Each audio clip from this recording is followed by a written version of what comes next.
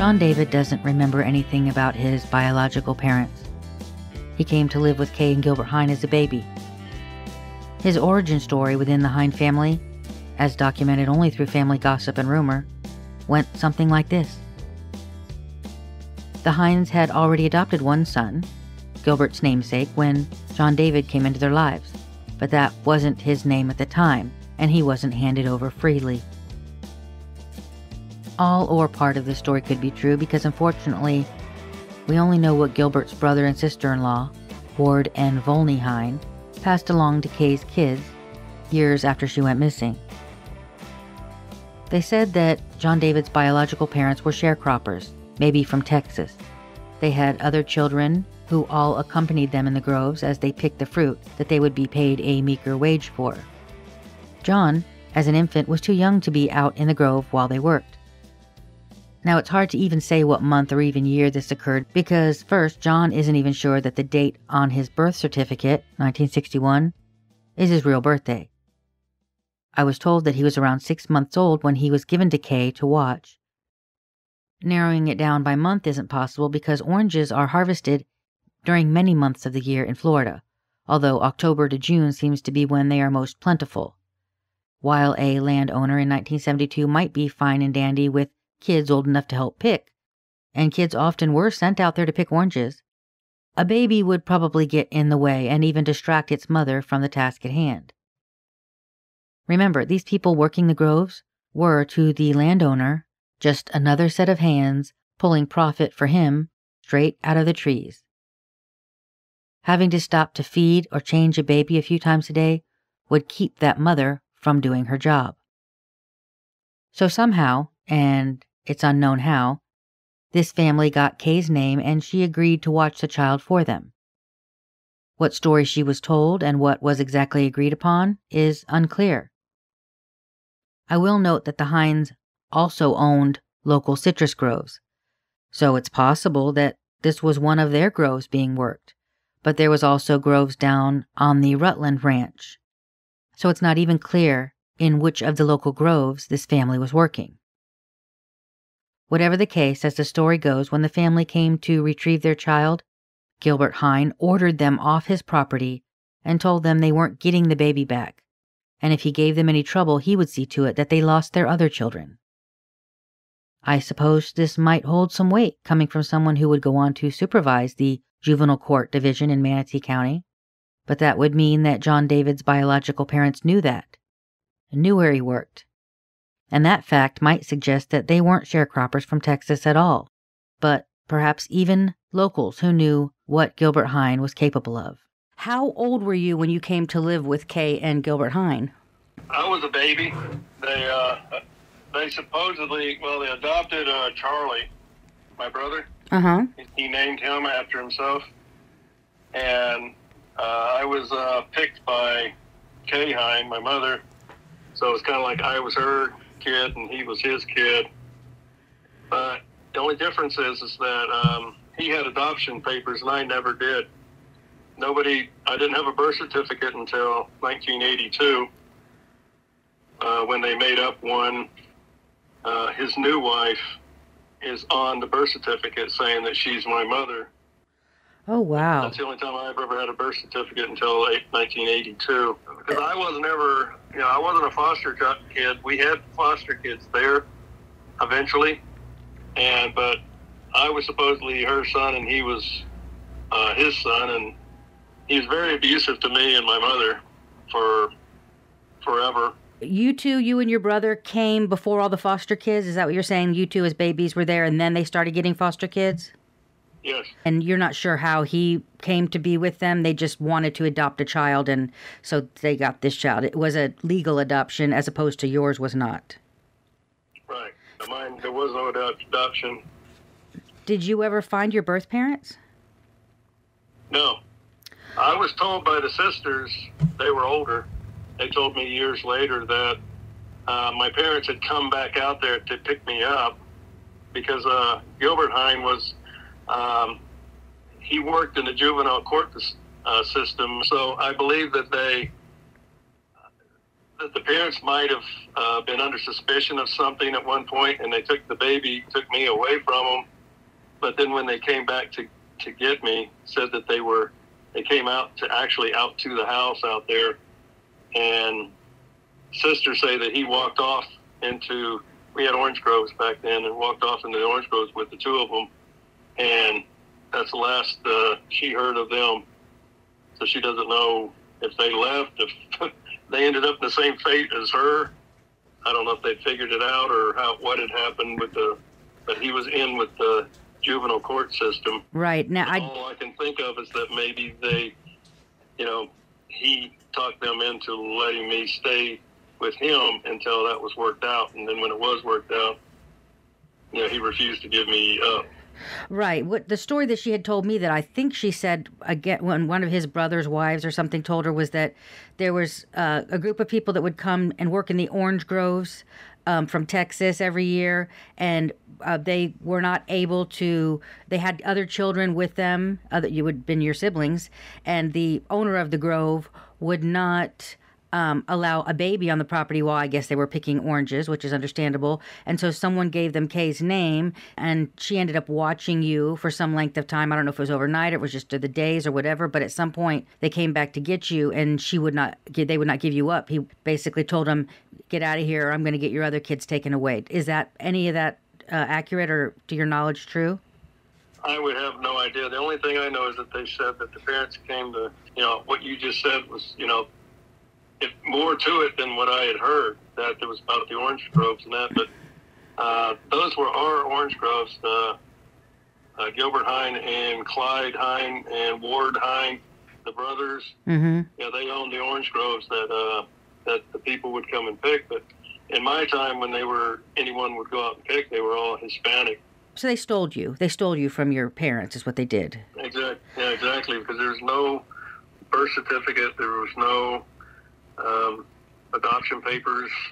They just basically, and when I would go to school, and the teacher, they would ask for, a birth certificate or identification, and that he had a little card that he had from the Sarasota hospital, where you can clearly see where someone had taken an eraser and scratched out a name, and he put my name on there with a birth date. So I don't even know.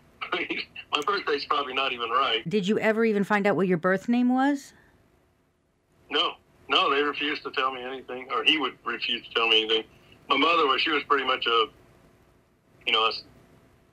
she was pretty much like me, just basically like a slave there. We worked, and he's very abusive, alcoholic. He was very good to Charlie, my brother. Mm-hmm. He never treated him bad, and even on the day of the disappearance, because my mom and I had planned that she had the car loaded up, the trunk, and that we were loaded up to leave us on a Saturday, and that obviously didn't happen. So he must have found out, and that was it. What was your impression of them as a couple, your mom and Gilbert? How did they get along at all, or no, what? They didn't get along at all, because she had a whole separate bedroom, and she was always bruised up, and he was just very violent man, Physically. Violent to me and her. Wow. She would try to protect me, and of course she would it'd be worse, it'd be more for her, and he'd be more violent to her. What about the foster children? How were they treated? Well, they were treated just basically like slave labor. They were there, and they were just used to work on the ranch, farm. We had a lot of animals and that, and so they just basically worked. He had them as workers. That's what he'd always say. He says, I didn't want kids, I wanted workers. Was the foster situation his idea or Kay's? Oh, I'm sure it was probably his idea. She had no say-so in anything. Her and I just, we'd stay away from him as much as we could and take care of the animals and such. And he'd go to work and come home and get drunk and get mean. And jeez. Unbelievable. Yeah. And the scary thing is that he's working for the juvenile court system. And Exactly. I did a lot of reading on that system, and it's clear to me that they were sort of in with the local judge, this Judge Ricky, who wanted to sort of control countywide the foster system, but the state was moving in to take over, and I think that's when the end came for them being foster, because even in articles, your mom was saying that the state was coming in and wanting to impose rules and things, and you know, she was trying to get private funding for it. He must have just had her out there like a mouthpiece trying to do PR in the public to keep, because I thought maybe there was a financial reason why he was wanting to do it. You know, they're getting not a lot, but a certain amount of money for each kid. And at one point she was registered for 8 and she was in the newspaper saying they wanted to get 20. And I'm thinking 20 kids just for this one woman taking care of them. That's crazy. So your perspective is totally different. I guess for some reason I thought maybe because she didn't really have full custody of her other children when she left her previous husband, maybe she felt guilty about that, and maybe that's why she wanted more children. So I just couldn't understand the dynamic. So it seems like it was him that you're thinking wanted the whole foster care situation, and he wanted them for labor on his ranch. Right. Oh. Yeah, he got paid. Yeah, they paid him for labor, basically. Right. Okay, so tell me what you remember from the day that she went missing. Were you home that day? It was a Saturday, did you say? Yeah, it was a Saturday. We were going to leave that day because that day she was going to go to the fair. You know, she had the judging at the fair. And we were going to leave and told him that we were going to the fair. She said that we were, you know, that was the deal. But, you know, I woke up that morning and so that never happened. She was no longer there, and you know, no fair. All that was not happening. So you woke up. She was already gone. Yeah, but I don't know. You know, it was a long time ago. I think there was a lot of, you know, I can't remember exactly. No, that's okay. I understand. Yeah. I just remember that we were going to leave, and you know, I don't know when exactly she disappeared, but shortly after that, I mean, I think he told me and my Charlie he took shotgun out and put it by the front door, and says if anybody, even the police, show up on the property to shoot them, you know. Well, we were just kids, and it was ridiculous. I mean, what are you talking about? Right. Why would you want us to shoot? You know. How old were you at this time when she went missing? 11. 11. Wow. Yeah. Do you remember the last time you saw her? That night. The night before. Yeah. Were you supposed to go to the fair with her? Well, that's what she said we were going to do. Well, tell him that we were going to do. Yeah, we were going to go to the fair. She was due to judge. I think it's a poultry, because we had a lot of chickens and that, and she was really newer, you know, poultry, newer animals. So we were going to take off from that point. I don't know if we were actually going to go to the fair or we were just going to take off. And she was going to take both of you and Charlie? No. Just you? Charlie has always been Daddy's boy. Yeah, he's always been his son, and I mean, he would do anything for him because he always did anything for him. As long as he never got beat, he never got mistreated. You know, he treated him like gold. So even to this day, he keeps, he would talk about him as though he were such a wonderful person, because he was to him. It just wasn't for us. Oh, so his impression of Gilbert is totally different than what everybody else basically is, with everybody. Yeah, he parrots everything he says, that she was seeing somebody and ran off with them, things like that. He he knows good and well that she'd never been seeing anybody. She was always there when we came home from school.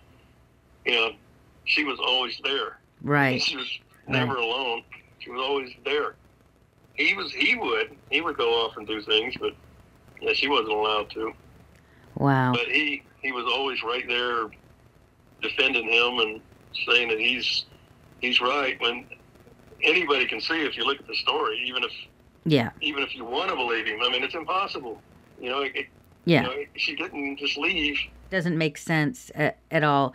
So tell me, do you remember in the newspaper, Betty Jane or Deborah, I guess, mentioned that she got a call that day? Did she tell you about that?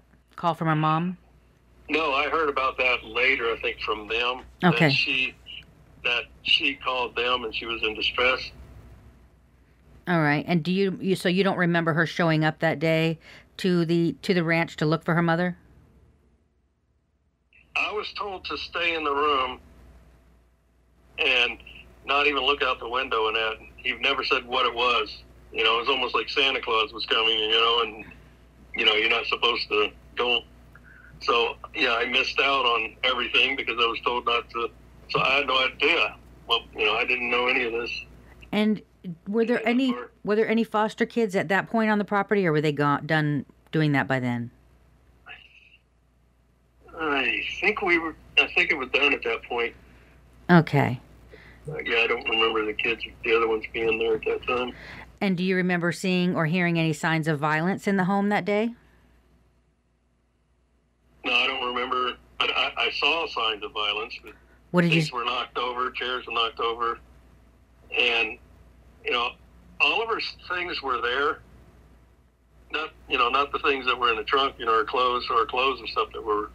But her glasses, the only thing that was missing that was normally there was her pistol. She kept it's either, I think, nickel plated or it was chrome. It's very shiny, 38. She kept in a holster in the windowsill in her bedroom. And her holster was laying in the middle of the living room floor for some odd reason. The gun was gone, the holster was there, and some chairs were knocked over. So I still have never found that pistol. Oh, so you never saw the pistol after that day? Right. She always kept it in that window.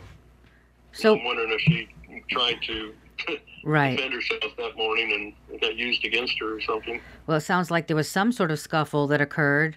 There was a scuffle. I didn't know if it was that night or that morning before I woke up. It was a Saturday, so I didn't have to get up early. That's my only time I didn't have to get up early on a Saturday, so this things must have happened before. Yeah. If there was a gunshot, do you think you would have woken up or maybe not? I would think I would. I would assume I would.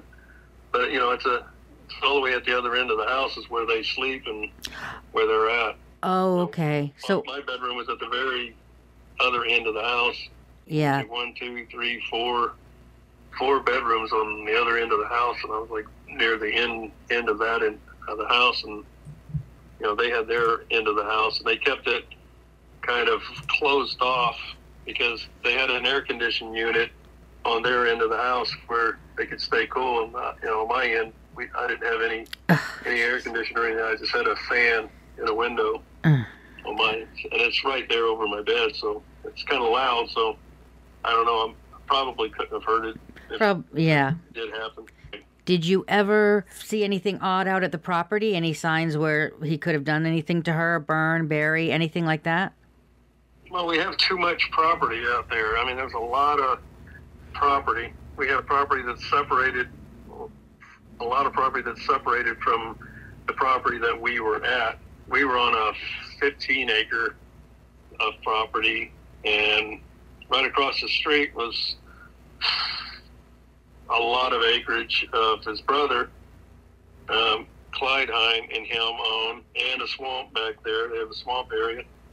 And down at the river, which is now Rye Wilderness, that was donated to the county, and the Sheriff Youth Ranch is back there, and I guess that was a portion of that with the old graveyard, and that's was donated to the Sheriff's Youth Ranch from him. And there's an old graveyard there. I mean, she could be in that graveyard. She could be, there's too many places. That's the problem. I mean, if you wanted to look, where would you look? He has multiple properties. And were all the properties touching? Were they all attached? No. No. So they were around. Wow. Yeah, one is 15 acres, and yet across the street it's a lot more than that. And then a couple miles down the road were the river, where the old graveyard and the old homestead and that. A lot of property there, and Old Cemetery Road, which is now I think 136th Terrace East. I think it's in off 675. There are 5 rental homes there, right beside a cemetery. So there's another cemetery there. So we had 2 cemeteries. We had 2 old houses, 2 homes that were beside ours out there that both had septic tanks. And I talked to a deputy sheriff at one point, and he thought that there was a good possibility that if she were put in one of those septic tanks, the chemicals in the septic tank would pretty much make everything disappear. Huh, I didn't know that septic tanks had chemicals in them. But they never searched it?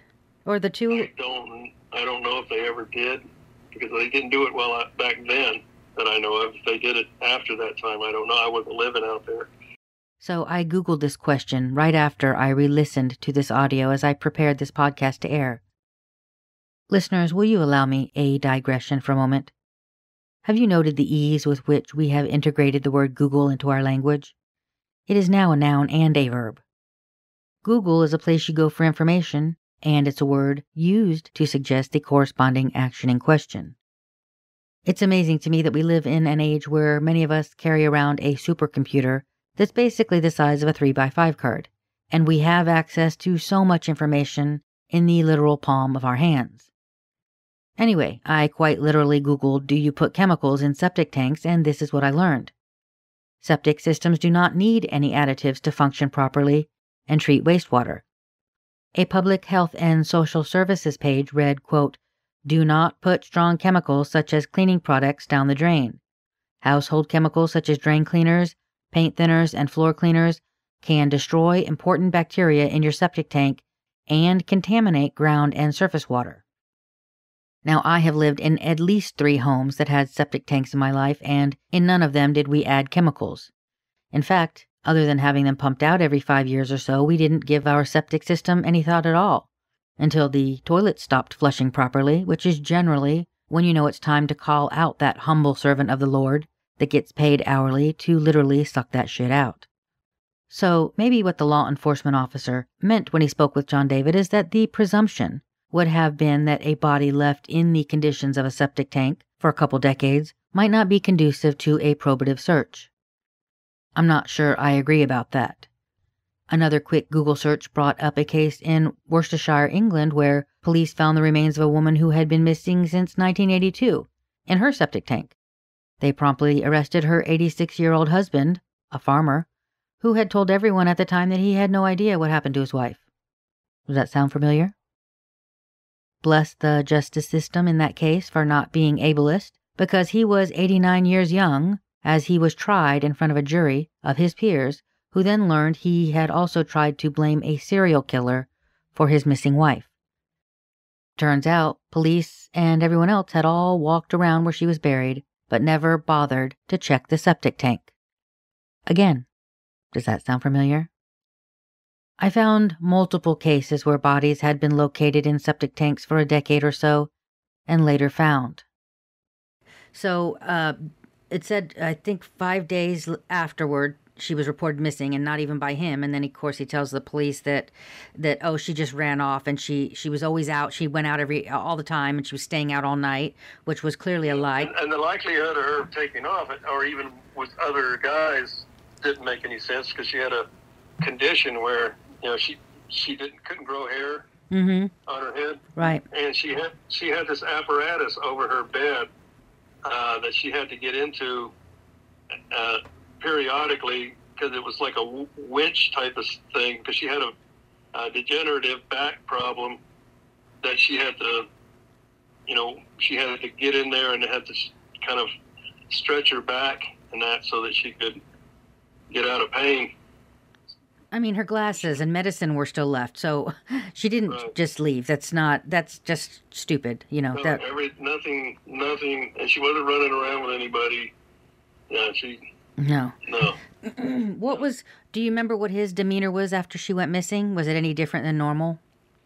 Well, yeah, he was very agitated. He was very angry.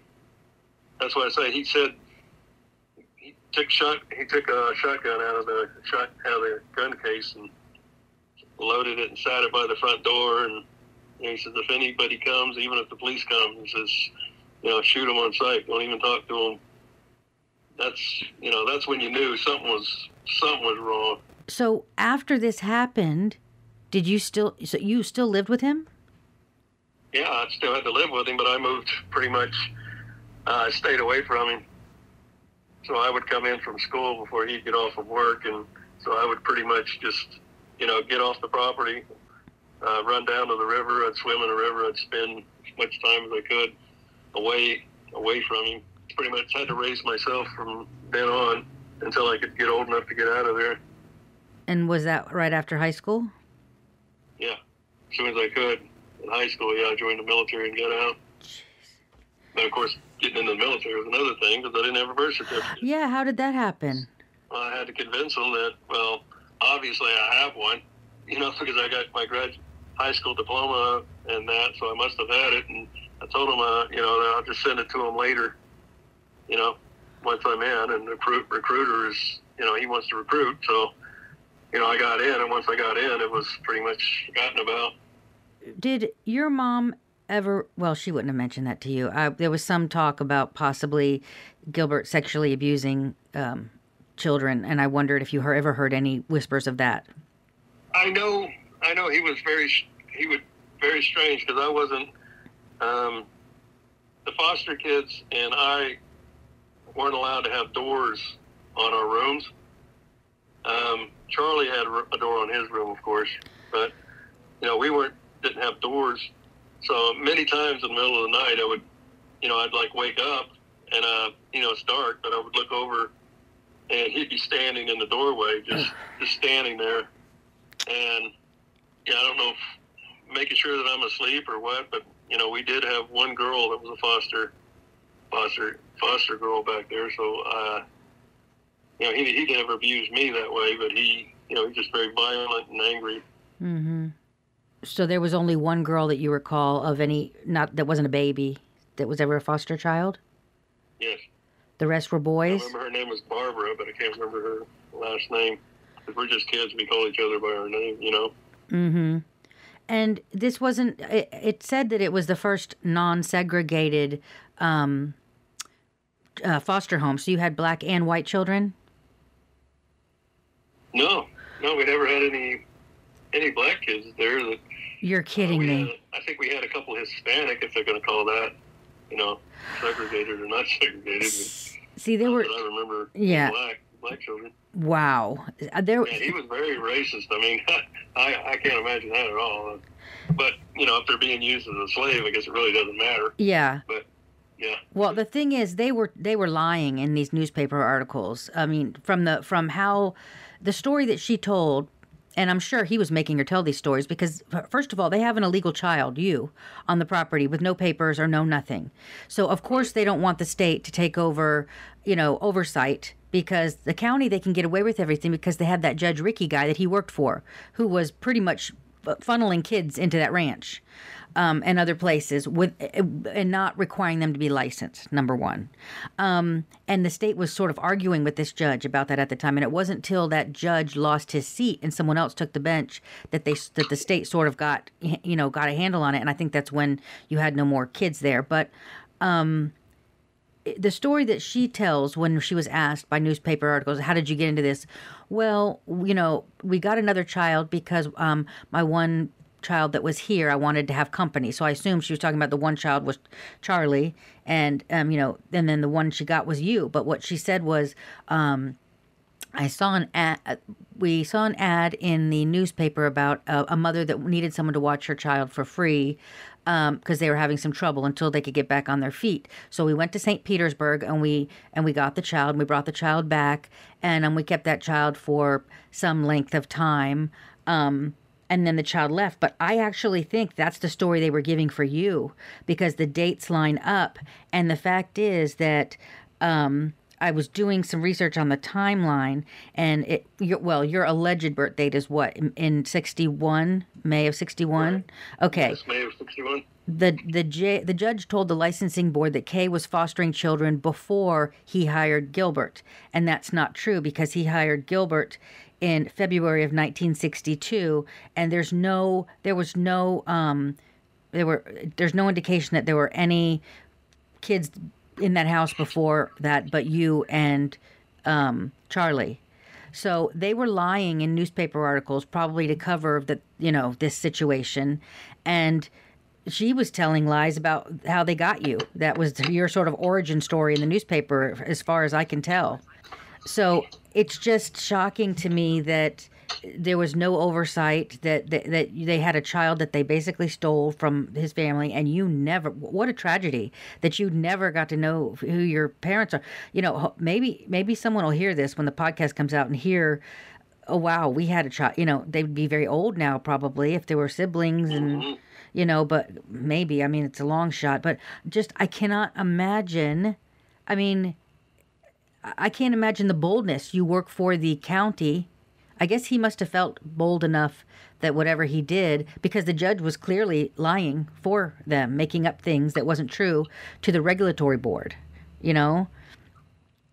It's shocking. It is very shocking. I think when they took me, I think at that point, even she had to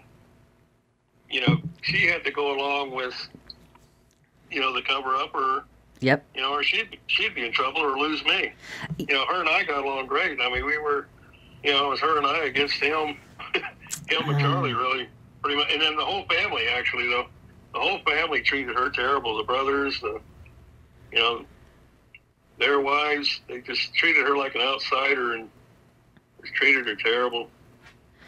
Yeah, I definitely think what she was doing as she was doing these newspaper articles was PR. He was probably, because she was trying to raise money, like she would go to the Friends of the Library to speak on the importance of foster homes and things like that, and she was trying to see if they could get a way to financially run the ranch without state funds, and they were saying that right in the article. And so I think that, number one, she was probably scared if anyone found out you were going to get taken away, and she probably didn't want that.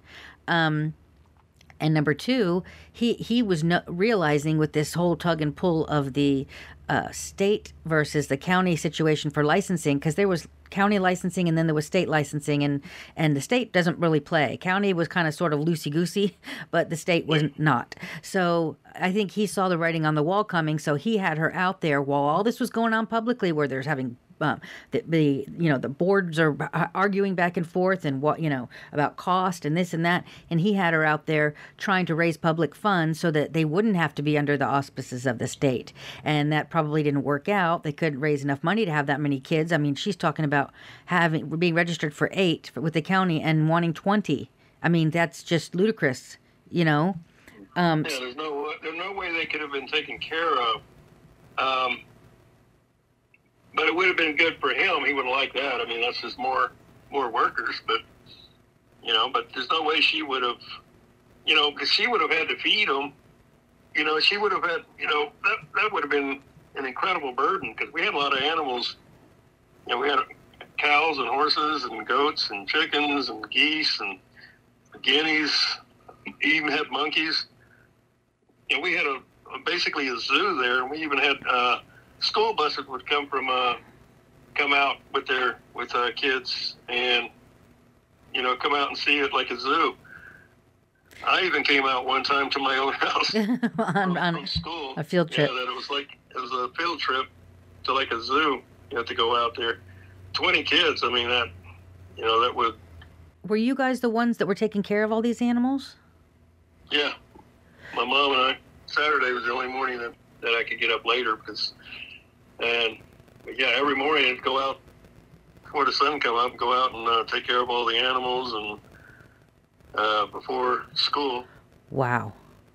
And walk a couple of miles to the bus stop and go to school and come back and do it all over again. And when they had foster children, the ones that were old enough were also doing the same thing? Yeah, they were out. They were working too. And you guys... They'd either work the orange groves for the brother, or they would work there on the farm. They had some of these children working the orange groves? Yeah. My father's brother had 2 sons, and 2 of those, they were adopted too. My father's brother adopted those 2, Timmy and Tommy Rich.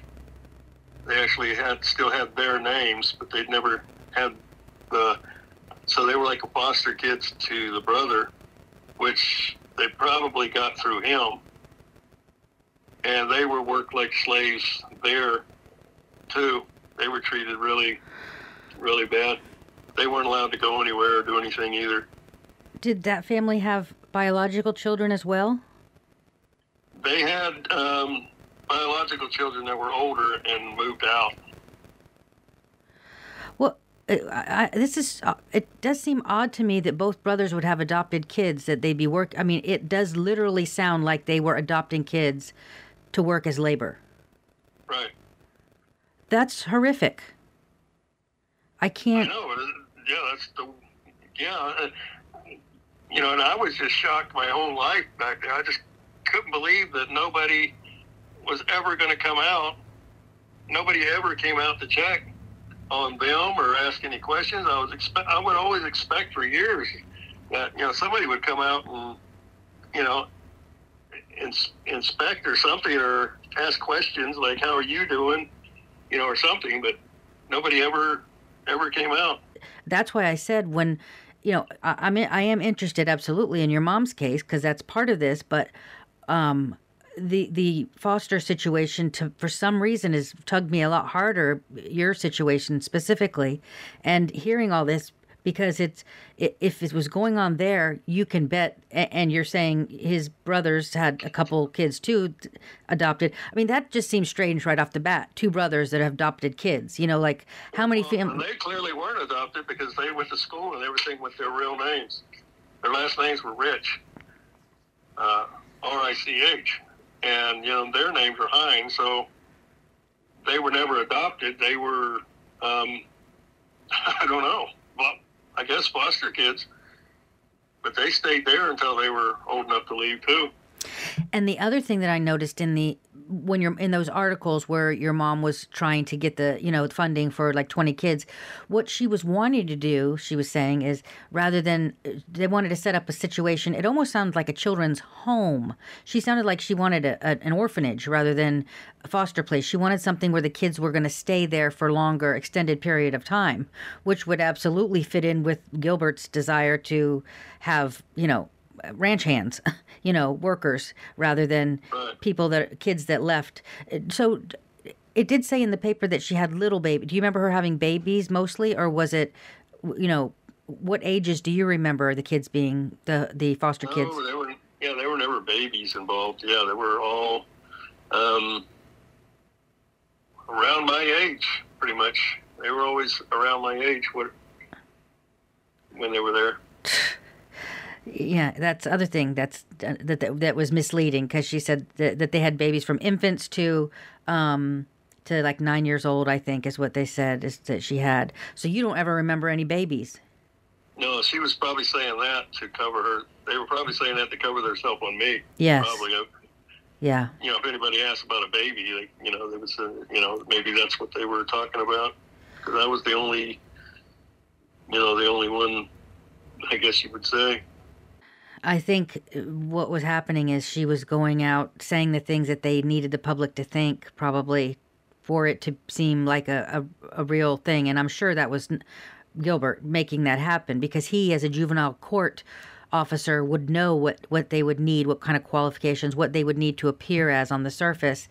And not only that, I didn't realize, but when I was looking at these articles, one of the things that the licensing board said is the state requirements are such that no one who works with children in their job were allowed to be foster kids. So legally, Gilbert wasn't allowed to be a foster parent. And so his excuse was, the judges was talking for him. The judge was saying, number one, she was fostering before he got the job, which was a lie because you were there. And number two,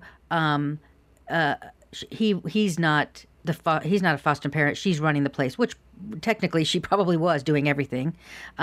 Anyway, but that doesn't matter because it's both parents in the household would be, the foster parents. So this whole thing is now the talking to you way more to me of a racket than it was anything else. And I just, it kind of chokes me up. I feel like I need to apologize to you for how you were treated as a kid. I mean, it's just awful. And, I wish there was, a chance that someone would hear this story and maybe, recognize the situation in it, maybe recognize the Hines name, recognize something. And that's, the most I can hope for. But, if I wrote a book, people wouldn't believe it. No. That's how crazy this whole thing is. Who could believe this mess? I'm amazed that you've done incredible work, that you've gotten this far. I've brought this up to private detectives, lawyers, and they just got a blank look over their face, and they wouldn't do a thing. They were just like, couldn't believe it, or it was just way over their head. They just could, it's amazed that you've gotten this far.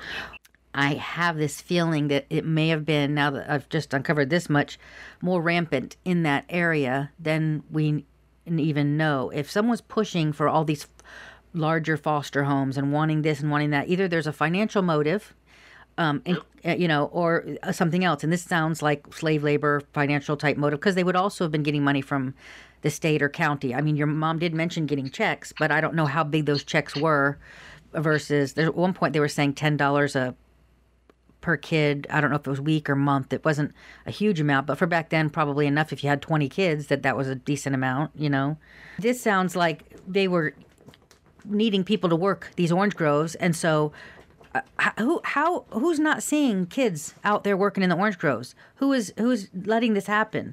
Do the police know?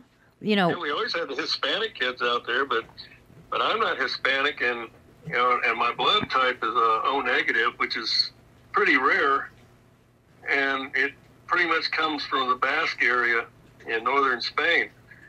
So I don't know how my parents would be working in an orange grove in Florida or even Texas, I don't know. It's almost like somebody was here on vacation or something and were stolen, because it doesn't make any sense. You're right. I'm the only one in the family that had blonde hair and green eyes. Everybody else, I didn't look like anybody else or anybody in any of the families. Did you put your DNA on Ancestry? No, I just know I haven't actually done that yet, which I probably should. Yeah. But I just know, because he definitely doesn't. Because looking at his past and that, it doesn't fit. And the way he treated me, if I were actually his real biological son, I would have been treated good. And the only reason Charlie was treated good is because he gave him his name. Because, he was no different. He was just another baby. But that's another thing. I don't know where he came up with the money all these years, because he kept buying houses and a lot of houses and a lot of land. And there's something fishy far enough back that just doesn't make any, because I know how far back they go to the rise that right. founded, Erasmus and Mary, mm-hmm. and the Williams, the daughters, and all that. But I don't know where he came up with. He just seemed to always have a lot of money, and it's. Well, I was looking through old newspaper articles, when you have to put, like, he was executor of estates of a couple of the family members. So my guess would be that he had his hands in, all the holdings of other family members, perhaps the older ones. Mm-hmm. And so they always ended up with their land somehow. Every time they would die, he would get their land, and then it was. And he worked for the court system, so he would know how to get documents signed, notarized, put in as legal, maybe even forged with judges' names. Yeah. Who knows? It's possible. He tricked them out of some land that I know of for sure. Did you ever speak to police? Did they ever interview you? Yeah, I had a deputy come out.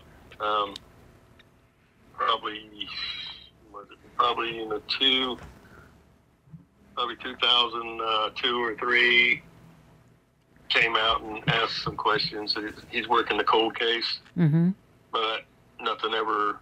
I mean, he knew far less than you do. Oh God! So it was kind of clear that he really didn't. You know, he was just hoping something would, like I was a witness or something. Yeah. You know, if I would have seen it happen, maybe he would have. You know, maybe there was something there that he could do. But yeah, that's why I say you've done amazing work. Well, I'm glad to hear that. Seems to have ever gotten anywhere with it. Oh, I know what I wanted to ask you about. Cheryl said something about you being forced to dig a hole. Is that a true story? Oh, yeah, that's a whole other thing. Because we didn't have a garbage pickup out there, I was, one of my jobs was to dig out on the side of the property there, holes that were 6 foot by 6 foot and 6 foot deep for our garbage. We'd throw the garbage in there and burn it, and we would just fill it up until the garbage got to the top. Then we'd dig a hole. Then I would dig another hole beside that one and use that dirt to cover in that hole. And we just did that, over and over as we burned our garbage. And we had an active pit at the time that was open. What she tossed in there and burned, that's what she's probably thinking, which is very possible. I mean, because there's several pits there that I dug over the years for garbage. And shortly after she went missing, I mean, he went out and killed a bunch of the animals, I guess because he didn't want to take care of them, or maybe that was part of, he blamed the animals or something. I don't know, but he killed a bunch of animals, and suddenly, all the animals that I was taking care of, just weren't there anymore. Yeah, he probably tossed them into the burn pits, I would think. Probably killed them and just tossed them, and it's like one day you have all these animals, and then the next day you don't have anything. So I don't understand why he's killing the animals. Because he doesn't want to feed them, maybe? Or if let's say that she was in one of the pits and burned, if he threw a whole bunch of other animals with their bones, you know what I mean, on top of hers, and somebody were to try to go look, it would complicate things or something. I don't know. But that makes sense. I'm pretty sure he had to have tossed them in the pits and that, because they just weren't there one day, and it's not that simple and easy to get rid of animals, that many animals we had. How far away from the house where you lived, or where, let's say, any kind of assault occurred, were these pits? Oh, yeah, maybe 100 feet away from the house. They were pretty close. And am I correct that there weren't neighbors close that would be... No, the only nearest neighbors were his brother and his wife, Clyde and Eileen, at that time. And I don't remember if Ward was still alive. He ran the Orange Grove originally. Timelines, but... Was Gilbert physically the type of person that would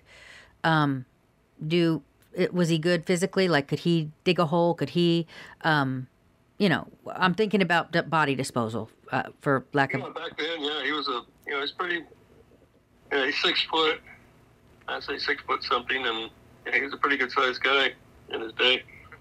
So, even into his 50s, he should be pretty easy to... And she weighed nothing. I mean, she was very thin and small. She was pretty fragile. Yeah, he had her bruised up and bandaged up all the time from, just grabbing her and throwing her around. And How is she's clearly not leaving the house, because how is nobody in this whole foster system noticing this? Like her all beat up. How is this not getting noticed? Right. Nobody's, we had old films and movies and pictures and that, and she always had a bandage on her arm, or she was always, always abused. Everybody knew, but I guess nobody important cared or knew. But the family, everybody knew. Because his brother and his wife, they, I wouldn't doubt at all that they were part of it. Because, they didn't like her at all. What do you remember specifically about her telling you were going to leave? Well, we were going to go to California. She said she knew. She's always wanted to go there. She had pictures of a lot of the movie stars and that at the time. She kept on her makeup table, and she's always wanted to go. And I guess she just got up the nerve one day, and so she packed the car and that, and we were supposed to take off that morning, and it just never happened. Her confiding in you is telling of your relationship, because I can't imagine her doing that to a child unless she trusted that, you, number one, wouldn't say anything, and number two, just telling you. Maybe you were the only person in her life that she felt close to like that. Yeah, maybe her sister, her daughters and that, but, they didn't live there. I was always pretty much hers, and Charlie was his. It's always been that way. He refused to have any, love for me at all, ever. It was all just one way toward him. And,